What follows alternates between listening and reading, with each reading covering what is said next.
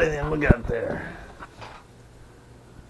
Ain't a lot of sun, but it's 60-something degrees in February here in Cornville, Indiana.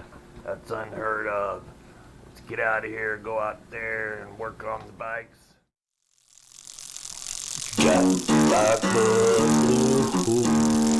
Well, I got the bike blues, baby. I got the bike blues.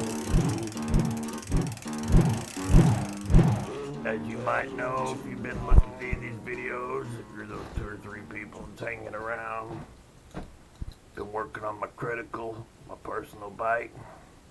Gonna see if these here doohickeys that I manufactured work. So we can get us some racks mounted on there, so we can get some panniers. That way we can carry around some equipment this summer. Have us some fun. Alrighty, come on. I got the bike blues. Been pedaling too long. I got the bike blues. Yeah. I got the bike blues. I got the bike blues. That's the old wing nut. I got the bike blues. I got the bike Wing nut. blues. I got the bike blues, baby. I got the bike blues. Got the bike blues. I got the bike blues, yeah.